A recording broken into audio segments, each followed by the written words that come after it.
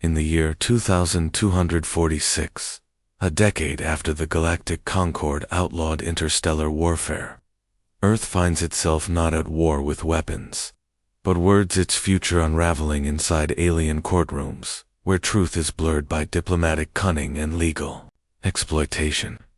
A ghostly silence looms over the ruined interior of the Earth Embassy ship Erebus, now converted into a tribunal chamber drifting in orbit above the scorched remnants of old Africa, which Earth just lost in a ruling dictated by the Drexery Union. An eerie artificial gravity hums low in the background, the air dense with failure. Inside the tri-species tribunal, the alien judges composed of a Drexery adjudicator with bone-inked skin, a Telari arbiter shimmering with psionic mist, and a rigid mechanical Naviran executor, the judgment in unison, their collective voice echoes like a death knell. By Precedent Code 19 Zeta 43, Earth is hereby stripped of sovereign custodianship of the continent of Oceania, violation confirmed. Treaty upheld, appeal denied. No protest, no reaction, just the slow mechanical release of oxygen as the tribunal chamber seals the record. In the back, Aiden Locke's calloused fingers tighten over the control panel of his mobility exosuit. His face, once sharp and magnetic on the galactic stage, is worn and ravaged. A metallic brace wraps around the left side of his skull, a haunting reminder of the shuttle crash Earth still claims was a systems failure and unfortunate training maneuver gone wrong. But Aiden knows the truth. The crash wasn't an accident. It was a silencing, and he let them get away with it. Now, years later, he sits powerless as Savannah Chen, his former apprentice, stands before the tribunal, passion surging in her voice, desperation flaring in her eyes. Her legal arguments are airtight, precedent-based, and ethically grounded. But they fail to land. Not because she is wrong, but because the Drexery play a different game. One Earth still refuses to learn. A single tear slips down Aiden's cheek, catching in the fine leather crease of his exosuit's collar. He murmurs, "They're not playing by the rules, but neither will I." As the tribunal disperses in silence, a Drexery official smirks, his silver tongue flicking out, brushing against the inside of his jaw in amusement. Earth's ambassador, Wallace Riker, stoic relic from the Concord days, wastes no time blaming Savannah. "This is treasonous incompetence," he yells, slamming his gavel-shaped datapad onto the tribunal rail. "You cost us Oceania. You're suspended and under review pending charges of treaty negligence." The guard, sleek in black Drexery-plated armor, leased to Earth through the Protectorate Agreement, move toward her. Savannah doesn't resist. She lowers her eyes, ashamed, exhausted. But before they reach her, a mechanical whir breaks the silence. Aiden's chair hisses forward, the stabilizers locking as he rolls into the light. The room stiffens.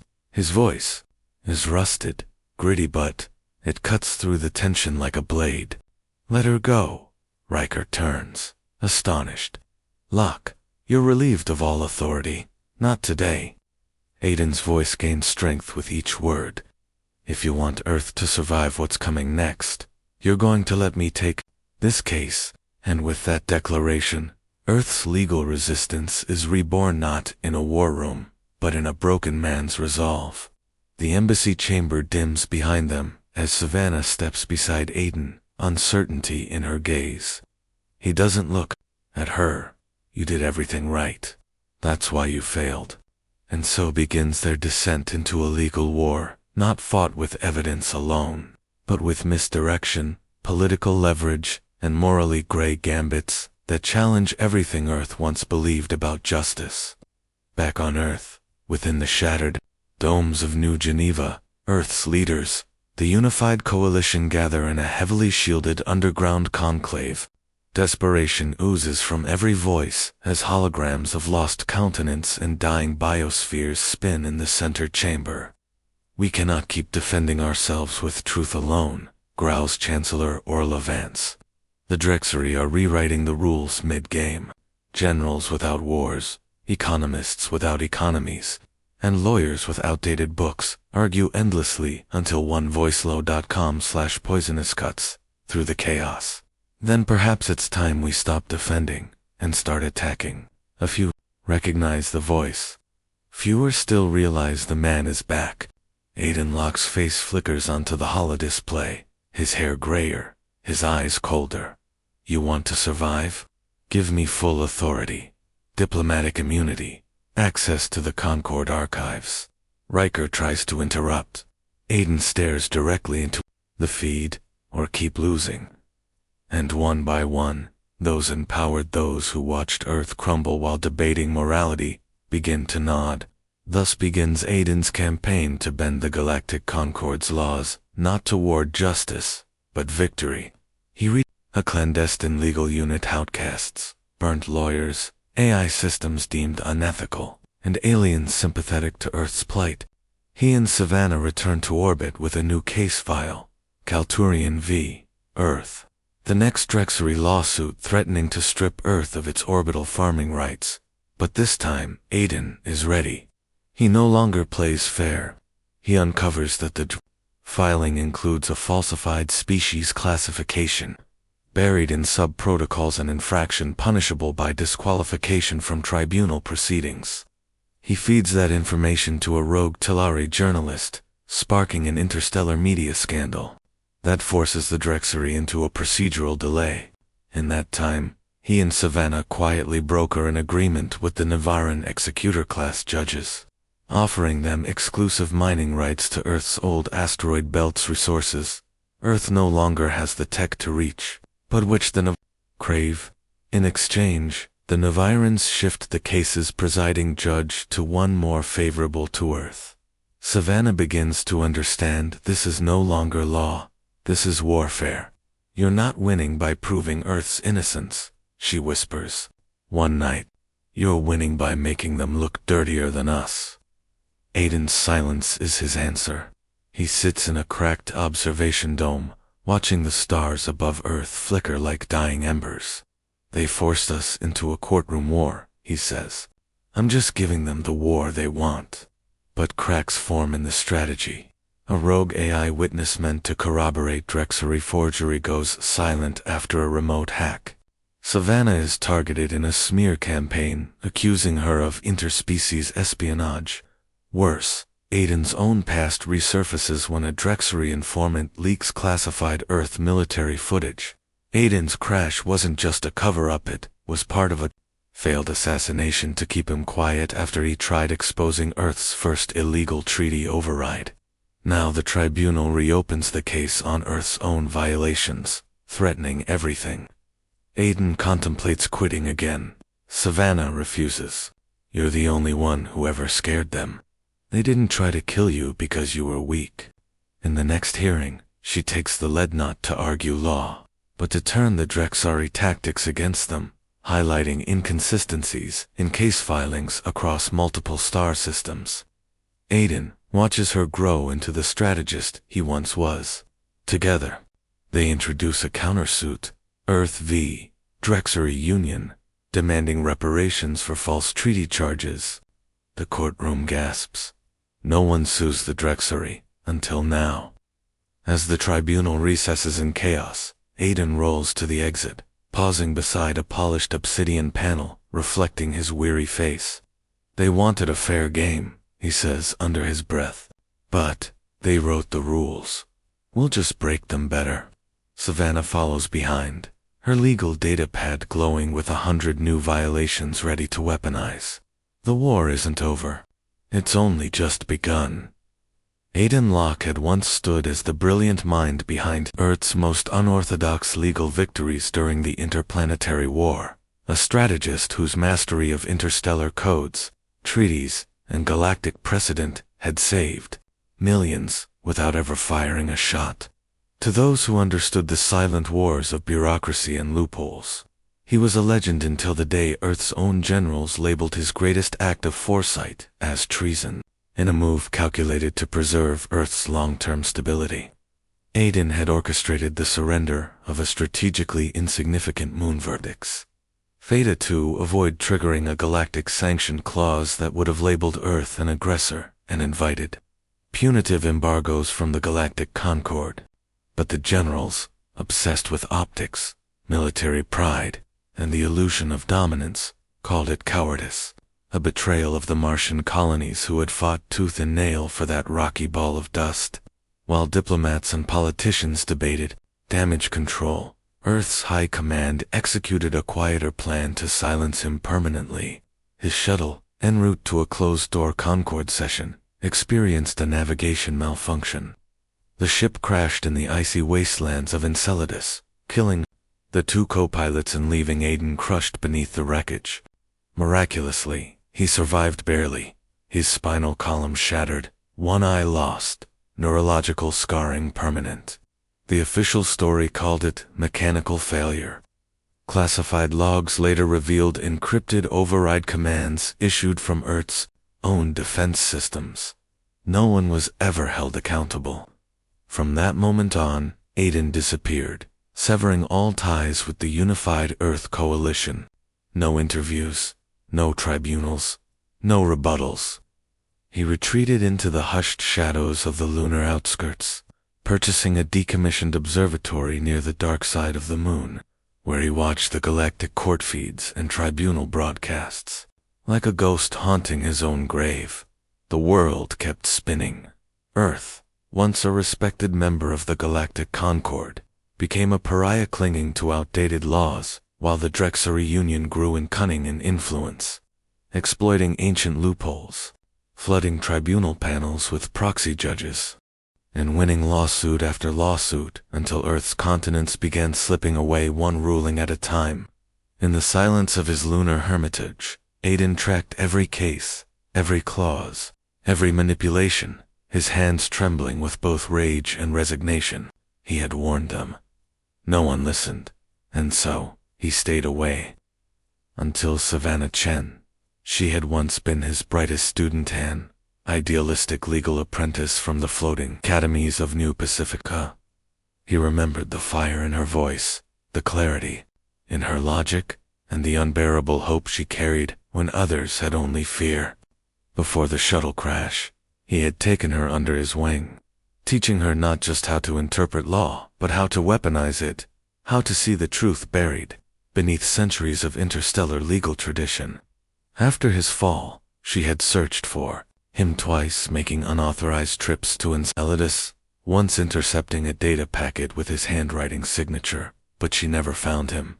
And in his absence, she rose quickly through the ranks of Earth's failing legal structure, earning a place at the Galactic Tribunal where she believed, truly believed, that the law could still be trusted. Her fall was inevitable. Her most recent tribunal appearance against the Drexery's reparations case ended in humiliation. Savannah had argued for Earth's innocence using precedent, ethics, historical evidence, even Concord citations of Drexery violations. None of it mattered. The judges ruled unanimously for the Drexery. The reparations were granted. The penalty: if Earth lost the next case, it would forfeit its sovereignty entirely. The chamber collapsed into uproar. Back home, Ambassador Marcus, Velterth's chief diplomat and master manipulator, publicly condemned her. A Drexera-sponsored media leak accused her of procedural negligence. Threats of a tribunal inquiry surfaced. She was a scapegoat, chosen to appease alien sponsors and preserve what little political clout Velt still had. And in that moment, Savannah understood what Aiden had known for years. The law alone was no longer enough. The message reached Aiden via a stolen Concord transmission routed through an Aviran proxy link, an encrypted plea from Savannah herself. They're going to erase me. If you're alive, if you still believe Earth matters, I need you now. For days, Aiden sat in silence. The icy wind howled outside the observatory. His suit hummed, the spinal exophrum flexing with every breath. Finally, he whispered aloud to no one, "They deserve to burn," but he stood anyway. When Earth's transport finally reached his outpost, Aiden rolled aboard without ceremony. A shell of the man he once was, his left eye now replaced with An Avaran optic, his limbs framed in reinforced alloys, his presence grave and quiet, like a returning executioner.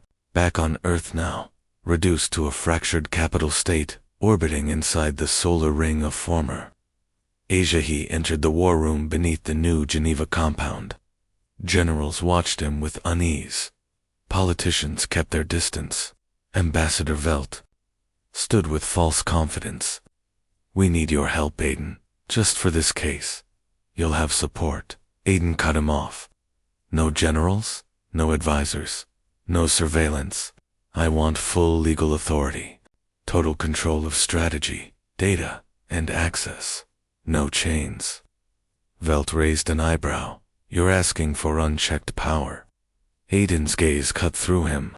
"I'm asking for the one thing no one has given Earth in a decade, a chance." Savannah appeared behind Velt, bruised but unbroken. Her eyes met Aiden's, silently pleading for him to still be the man she remembered. "You get one shot," Velt finally said. "Win us this case, or Earth falls." Aiden looked around the room at the desperate, the deceitful, the defeated, then at Savannah. "Then let's go to war." What followed was the rebirth of a forgotten legend. Aiden took over Earth's defense strategy with surgical ruthlessness, gutting outdated protocols, rewriting arguments from scratch, even resurrecting banned algorithms from Concord's outlawed AI legal banks. He summoned Savannah to assist, not as an idealist, but as a soldier of law. She learned quickly that this Aiden was colder, sharper, utterly indifferent to ethics when survival was at stake. They dug into the Drexery suit, unearthing fabricated treaties, bribed officials, and covert resource deals masked as cultural exchanges. He didn't just prepare a defense, he prepared a counterassault. He filed a cross-claim accusing the Drexery of systematic exploitation, bolstered by testimony from a defector he blackmailed into cooperating. The Galactic Concord panicked. A tribunal emergency session was called. Drexery diplomats launched smear campaigns. Assassins were intercepted, but Aiden kept going, immune to scandal, immune to fear. "They made the rules," he told Savannah, in the quiet before the hearing. "Now we burn them with their own laws." When the day arrived, the tribunal chamber shimmered under ultraviolet stars. Savannah delivered the opening argument, this time with venom in her voice. Aiden sat beside her, silent, present. A ghost returned not to haunt, but to conquer. As the Drexery faltered under evidence, Earth's sovereignty hung in the balance. But for the first time in 10 years, the verdict didn't feel inevitable. And in the silence between arguments, as the judges whispered in their shared telepathic link, Aiden leaned into Savannah and said, "This is only the beginning." The tribunal had barely cooled from Earth's last desperate defense when the Drexery filed claim number 347B. A quiet thunderclap delivered through diplomatic courier to the Galactic Concord's High Tribunal Chamber's systematic breach of Concord. Clause 7.1. A charge so severe it hadn't been invoked since the Axion genocide trials a century prior. Its very mention enough to chill the blood of every legal mind across 3 star systems. The claim alleged that Earth, 80 years ago, during the Interplanetary War, deployed a classified quantum retrovirus on the agricultural moon of Neris 4, wiping out an entire Drexery-lined species. The Sheila reads through what was labeled, at the time, an environmental malfunction, an event sealed by Concord archivists under Emergency Redaction Code 11.8. At first, Savannah scoffed. She had studied Earth's war record. Nowhere in any declassified tribunal file or treaty archive was there mention of Neris 4 beyond ecological reports. But Aiden didn't scoff. His silence, long and brittle, filled the war room with dread. "They found it," he whispered finally, as Savannah's datapad blinked with decrypted evidence packets, satellite logs, and biological decay that matched the virus deployment protocols rumored but never confirmed. They finally found it.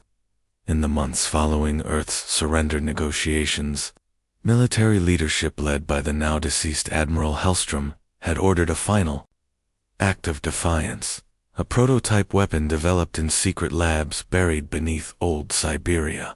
The virus had been encoded to target photosynthetic DNA strands, unique to Shilari flora and fauna, rendering the moon's ecosystem inert within weeks. Earth had blamed solar flares. The Drexari had grieved and eventually moved on. Until now. Now, the Drexari had the proof.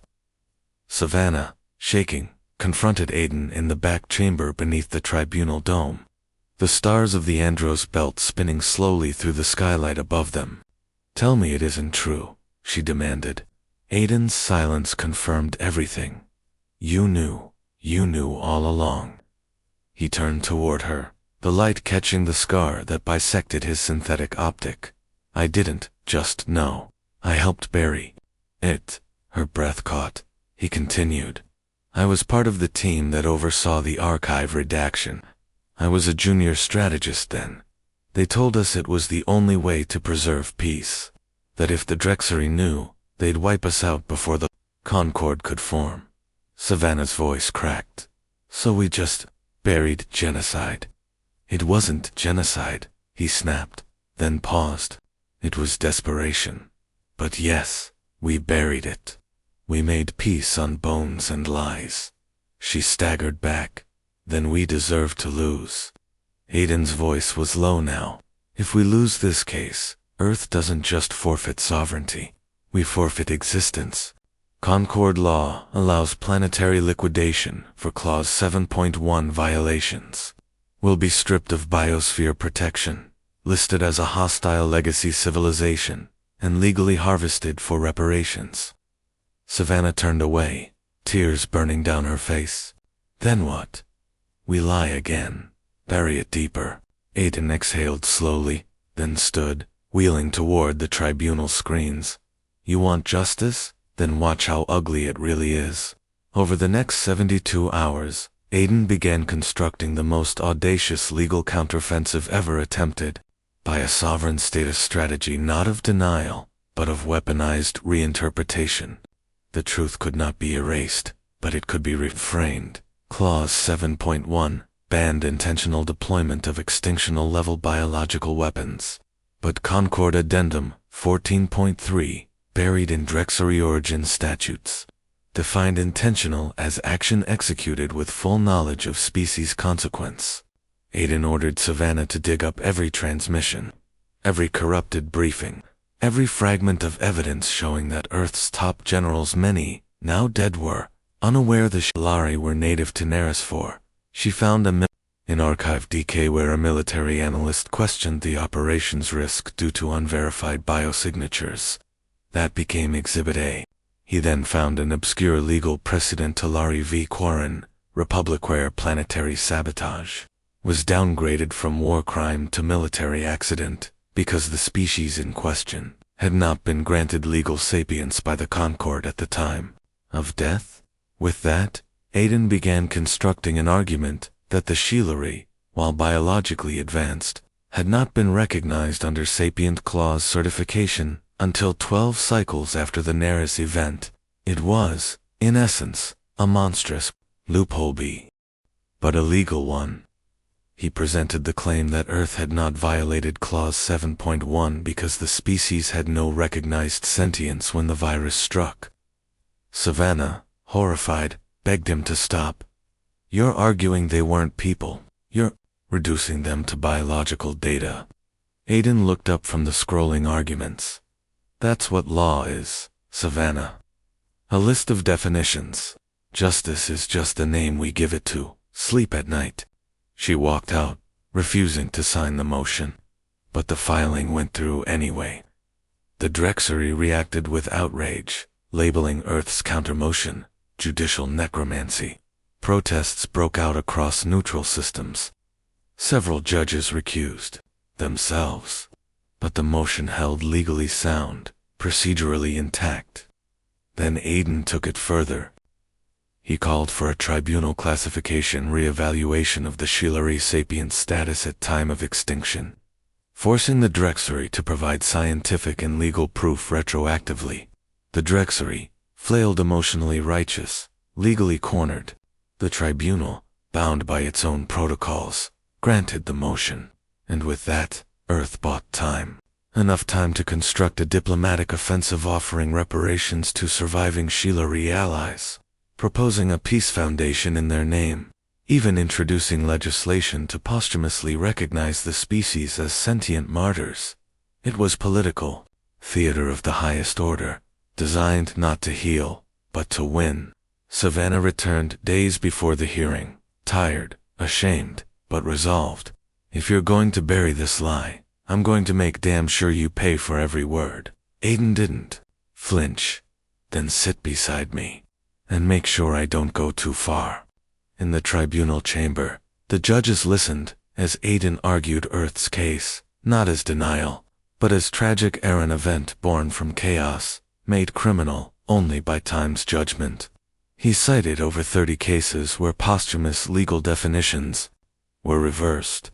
He painted Earth not as a monster but as a species trying to survive its own ignorance. And in the silence that followed, as the Drexery fumed and the tribunal recessed for deliberation, Aiden turned to Savannah. There's no justice left, only survival. Her answer was a whisper. Then, let's survive with our eyes open. The tribunal chamber had become a battlefield, every hearing a war zone, every clause a weapon, every precedent a landmine, and, at the center of it all, stood Aiden Locke. Not as a lawyer, not even as a man, but as something far colder, a strategist, forged from betrayal and buried truths. A master tactician wielding forgotten treaties and obsolete concordances like blades sharpened by time. As the hearings commenced, he decimated Drexery prosecutors with surgical precision, citing clauses from diplomatic annals predating the Concord itself, exploiting contradictions in Drexery planetary representation laws, and weaponizing forgotten Tellari precedents that rendered half the Drexari evidence inadmissible. Tribunal judges, bound by the tangled web of their own bureaucratic design, were forced to concede motion after motion. Aiden twisted the Drexery's own obsession with legal purity into a snare, drawing blood not with lies, but by showing them the truth of their own arrogance. He was merciless, cold, and it worked. Earth, for the first time in decades, was not just surviving but gaining ground. Yet inside the briefings rooms between sessions, tension simmered like a storm behind glass. Savannah watched him argue, not with passion but with precision so clinical it bordered on cruelty. The same man who once taught her that law was a tool for peace now used it as a scalpel to carve open weaknesses, indifferent to the suffering left behind. This isn't law, she told him late one night, datapads strewn between them in the embassy war room. This is cruelty with a legal face. He didn't look at her. It's survival. At what cost? She demanded. At the cost of becoming the thing you once hated. He turned slowly, voice low. That thing won. I'm just borrowing its teeth. Her silence hung heavy. Trust, once their strongest bond, had become an open question. Meanwhile, in the shadows of Earth's crumbling leadership, Ambassador Marcus Velt moved like a snake through smoke, driven not by ideology, but fear that Aiden, in one of his brilliant, ruthless arguments, might unearth truths buried deeper than the Shilari extinction. Velt had been young during the Interplanetary War, a junior diplomat with clearance far above his pay grade, and he had seen the real war logs, the Black Orders, the biological strikes, the population relocations disguised as refugee missions. If Aiden kept digging, kept pushing, it was only a matter of time before Earth's crimes weren't just political rumors but tribunal evidence. And Velt knew the fallout would not just end his career, but ignite a new galactic trial against humanity itself. So, he moved to sabotage Aiden, quietly feeding redacted documents to the Drexery through back channels, leaking diplomatic correspondence, suggesting Earth's guilt, even attempting to discredit Savannah by planting false accusations of Concord espionage. But Velt underestimated the one thing he couldn't control: Aiden's paranoia. The strategist had already suspected interference, and when his systems flagged a metadata inconsistency in a Drexery motion, File 1 echoing a document only, archived in Earth's locked diplomatic core, he traced the leak straight to Velt, and while he didn't confront the ambassador directly, he fed Velt just enough falsified intelligence to expose him in tribunal oversight channels. By the end of the week, Velt was facing internal inquiries and public disgrace, but Aiden said nothing, allowing the fall to happen like a move on a chessboard. Yet, even as he crushed enemies and silenced traitors, Aiden stumbled into a darker revelation. The Drexery had no intention of winning the case by law. Victory wasn't the goal, attrition was. Earth was only one of many targets.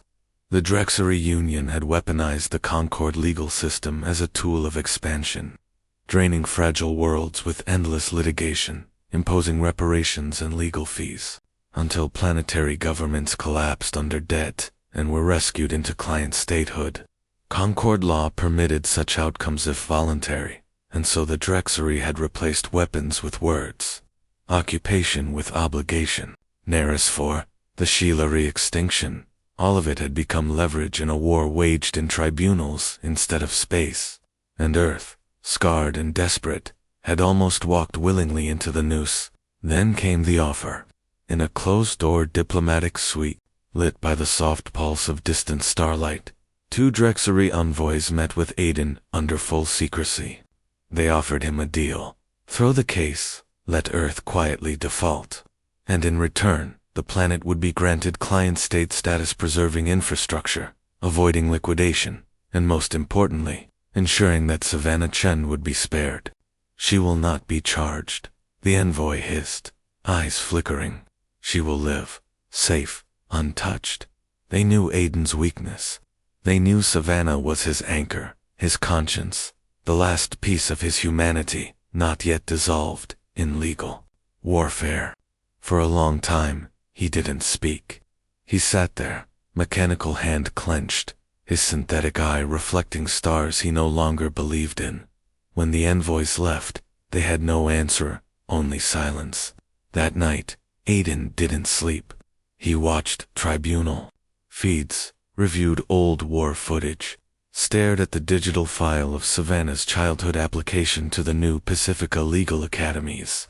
The one he'd approved without knowing she'd change his life. He remembered the sound of her voice as a student, asking why treaties mattered more than weapons. Because treaties are what we build when we're tired of bleeding, he had said.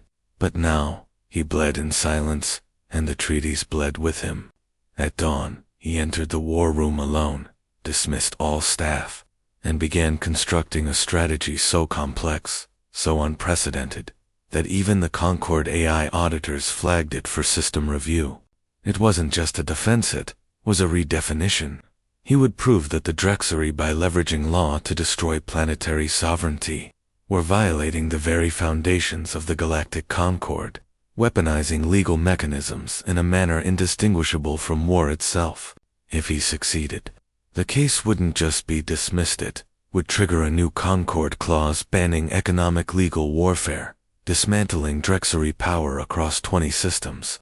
But to do so, he would have to expose everything: Earth's crimes, Drexery tactics, even Savannah's deepest vulnerabilities. He would burn it all.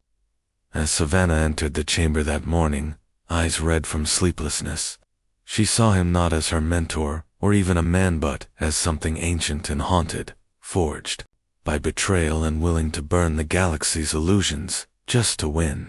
"What are you doing?" she asked quietly. Aiden didn't look at her. Preparing for war. The galactic tribunal chamber shimmered with tension.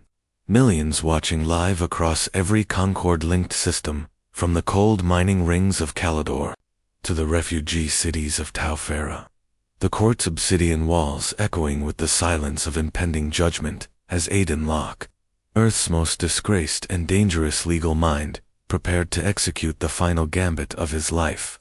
The Drexery delegation sat composed and cold, their lawyers radiating contempt, believing themselves untouchable behind centuries of bureaucratic armor and weaponized precedent.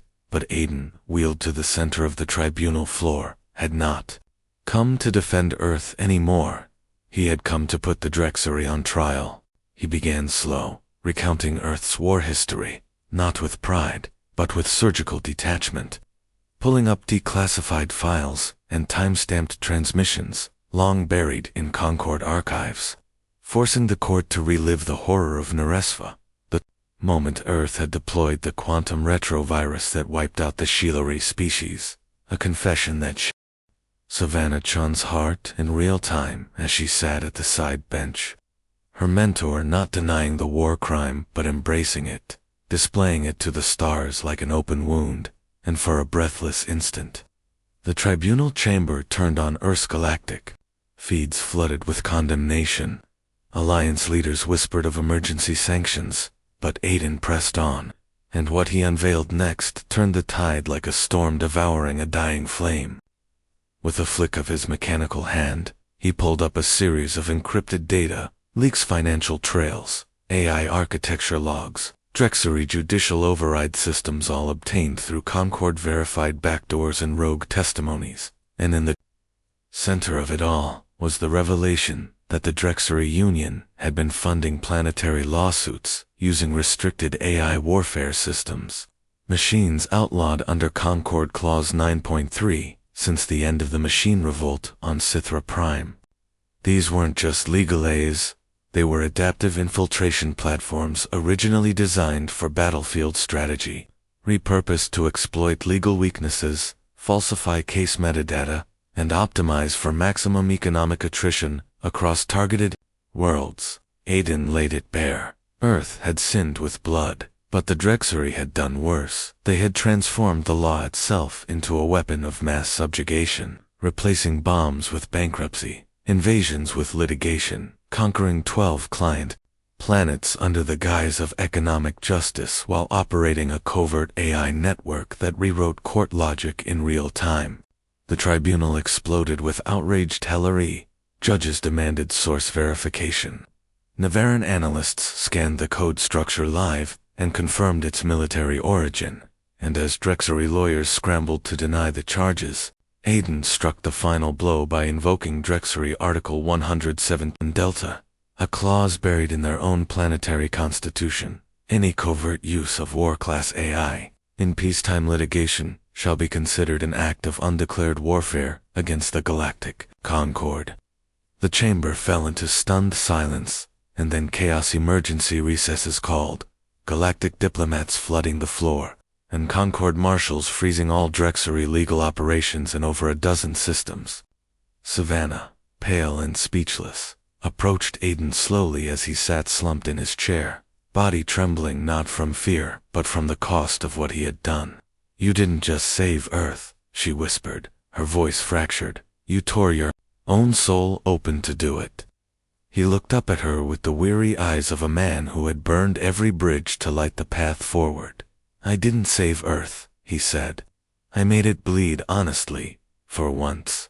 And in the days that followed, Earth was spared not because it was forgiven, but because it had finally told the truth when it mattered most. Because its crimes were no longer buried beneath silence and spin, but laid bare before the galaxy.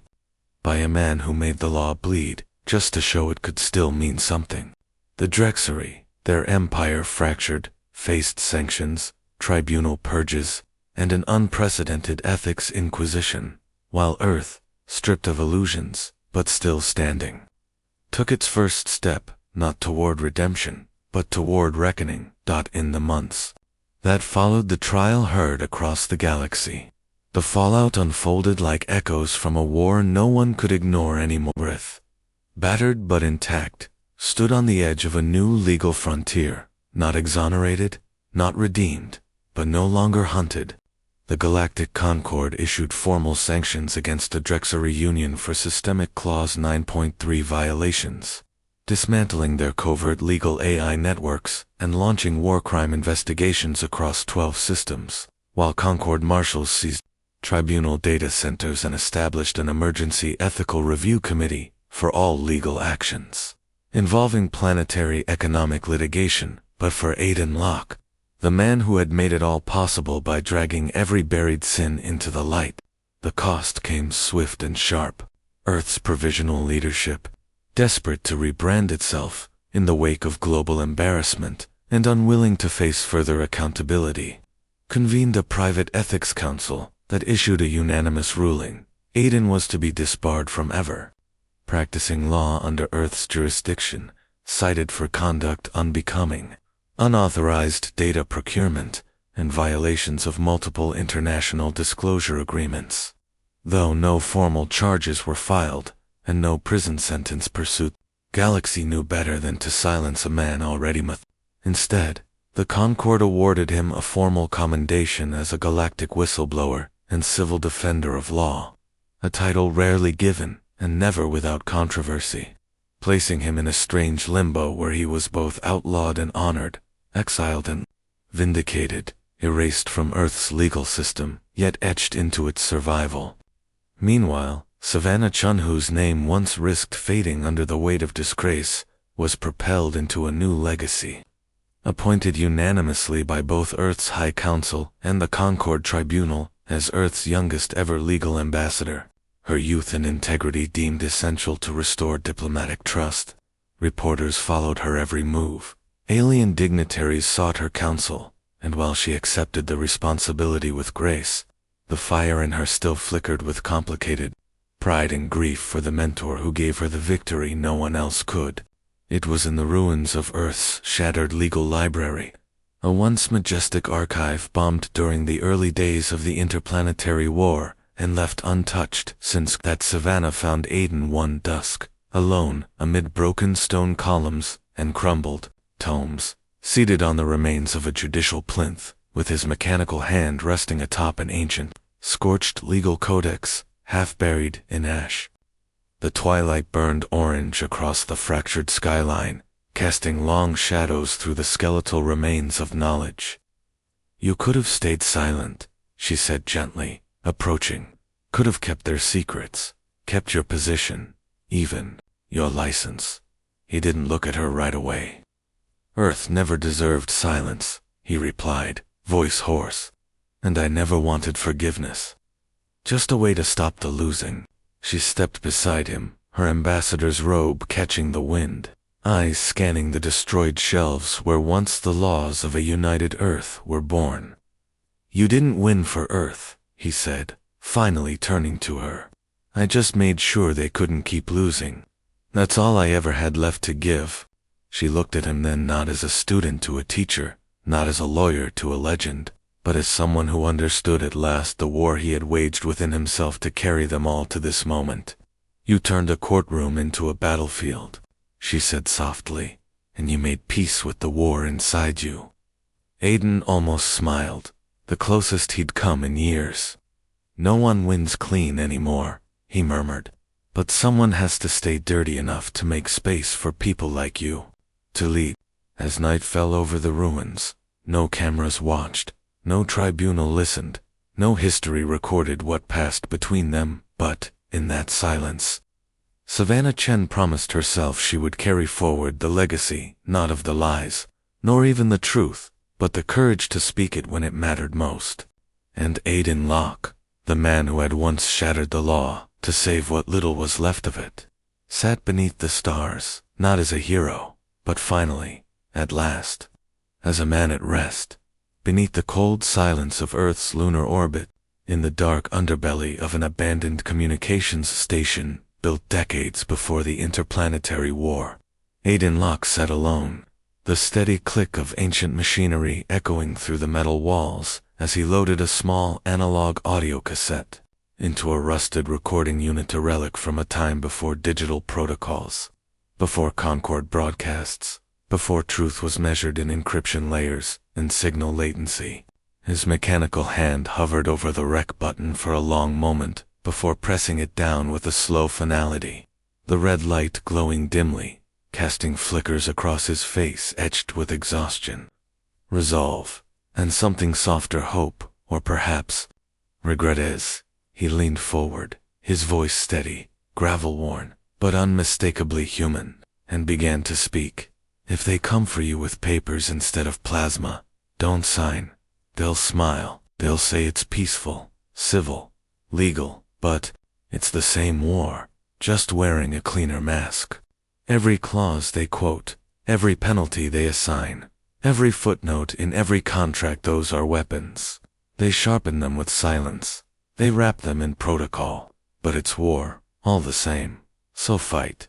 Fight in every clause, every comma, every misplaced signature and buried precedent. Fight with memory, with law, with whatever scraps of truth your people still remember. Don't let them drain your world dry just because the bombs aren't falling. Make them fear your truth. Make them bleed with it. Even if you lose, make them regret coming to your door.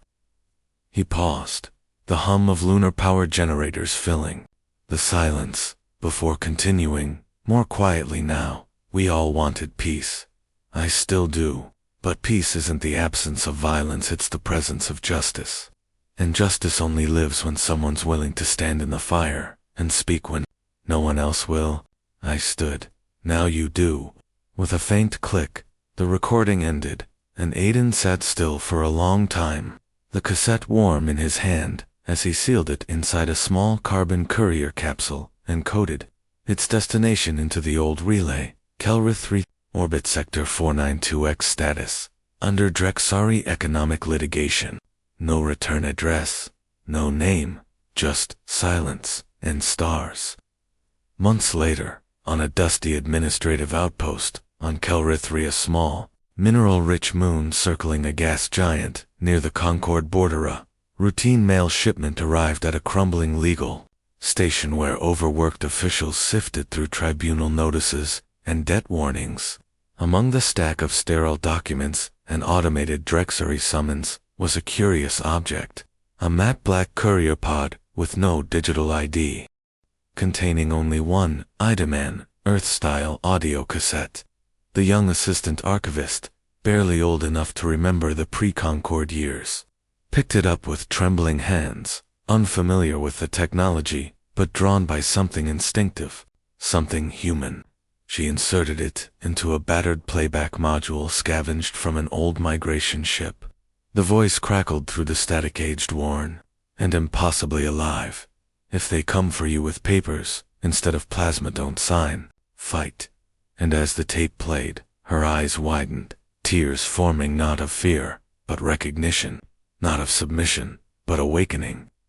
Outside, Kelrith's skies swirled with blue dust and forgotten suns, and as distant tribunal drones descended toward the capital to serve a new round of economic charges, the young lawyer stood taller than she ever had before. No one saw her expression. No camera caught the look in her eyes. But somewhere, in every quiet corner of the galaxy, where forgotten worlds prepared to be bled by law, that message would be heard. That fire would spread. And as the screen faded, slowly to black, the final words appeared in stark, silent white. The war never ended. It just changed weapons.